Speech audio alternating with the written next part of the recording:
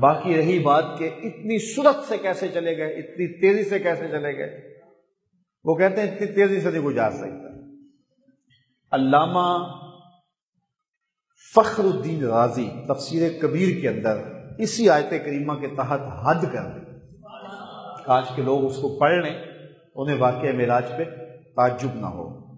آپ فرماتے ہیں کہ کیوں نہیں اتنی تیزی سے جانا ممکن؟ جبریل روز آتے تھے، روز جاتے تھے، ملک الموت روزانہ آتا ہے، روزانہ، اور کتنی سرعت سے جاتا ہے، تو ممکن کیوں نہیں؟ ہاں ممکن ہے۔ پھر آپ نے ایک مثال دی، آپ فرمایا کہ حضور تو حضور ہے نا، حضور کی تو شان ہی بتایا۔ لوگ کہتے ہیں حضور اتنی جلدی سے مسجد حرام سے مسجد اقصیٰ گئے، مسجد اقصیٰ سے مسجد حرام آ گئے، جب واپس آئے تو کنڈی بھی ہل رہی تھی، بستر بھی گرم تھا، پانی بھی چل رہا تھا، اتنی جلدی گئے، اتنی جلدی پلٹ کے آئے، کیسے ممکن ہے؟ وہ کہتے ہیں 2 مہینے لگتے اگر چھو کے بھی آنا ہو، اور حضور گئے اور آئے اور نبیوں کی امامت بھی کرائی، خطبے بھی دیے وہاں، اور پلٹ بھی آئے، اور یہ آنکھ جھپکنے سے قبل منظر ہوا۔ وہ کہتے ہیں اتنی جلدی کیسے گئے، اتنی جلدی کیسے آئے؟ تو علامہ راضی اس کا جواب دیتے ہیں، سنو امام راضی کا جواب۔ امام راضی کہتے ہیں کہ جب ملکہ بلقیس چلی نا ملک سبا سے، تو حضرت سلیمان نے کہا مجھے تخت بلقیس چاہیے، اللہ اکبر، مجھے تخت بلقیس چاہیے۔ ایک جن اٹھ کے کھڑا ہو گیا، قرآن ہے، سورہ نمل اٹھائیے۔ جن کہنے لگا حضرت میں لے کے آتا ہوں۔ کب لاؤ گے؟ کہا مجلس برخاست ہونے سے قبل۔ مجلس برخاست ہوتی تھی دوپہر کے وقت، اور یہ وقت تھا صبح کا۔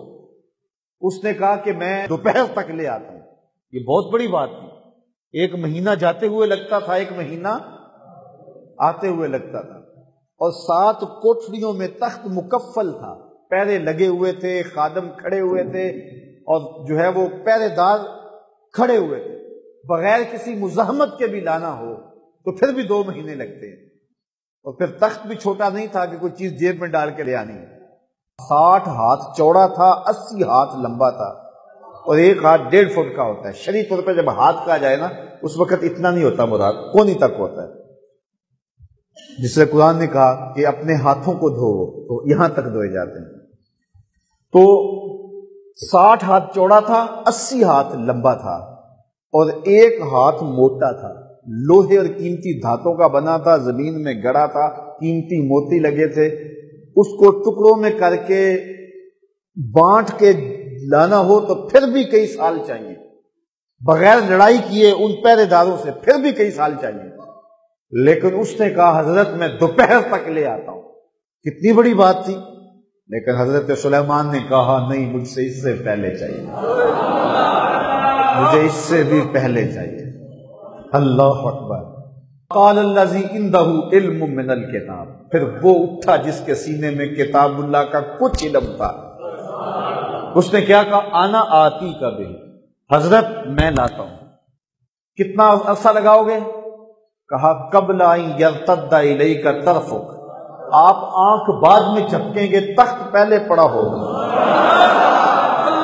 یہ قرآن نے بتایا نا۔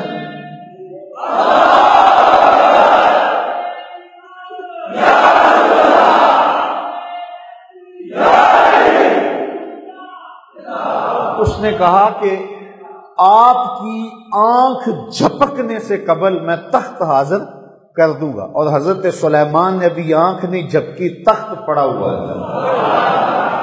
اور جو لے کے آیا وہ کون تھا؟ بنی اسرائیل کے نبی کا ایک امتی تھا، آصف بن برخیہ نام مفسرین نے بتایا۔ حضرت سلیمان کا خالہ زاد کسی نے بتایا، آپ کا امتی تھا، بنی اسرائیل کے نبی کا ایک امتی آنے واحد میں اتنی دور سے تخت لے کر واپس آ بھی جاتا ہے۔ انا آتی کا بہی، میں ابھی لے کے آیا، اور آنکھ جھپکنے سے قبل وہ تخت حاضر بھی ہوتا ہے۔ یہ بنی اسرائیل کے نبی کے امتی کی اللہ نے جو طاقت دی ہے اس کا کمال ہے، تو کیا آنے واحد میں مصطفیٰ عرش تک جا کے آ نہیں سکتے؟ غازی کہتے ہیں ذرا سوچو تو صحیح، یہ کیسے ممکن نہیں ہے؟ اگر کوئی مستشرق بے دین اگر انکار کرے تو وہ تو کرے نا، لیکن اگر کوئی کلمہ گو قرآن کو ماننے والا انکار کرے تو وہ کیسے انکار کرتا ہے؟ آصف بن برخی آنے واحد کے اندر تخت حاضر نہیں کر دیتا؟ یہ قرآن نے بتایا کہ نہیں بتایا؟ اللہ اکبر. تو یہ اللہ تعالیٰ نے شان دی ہے مصطفیٰ کریم علیہ الصلوۃ والسلام کے پیچھے نماز پڑھنے والے حضرت سلیمان پیغمبر کے پیچھے نماز پڑھنے والے ایک مقتدی کی.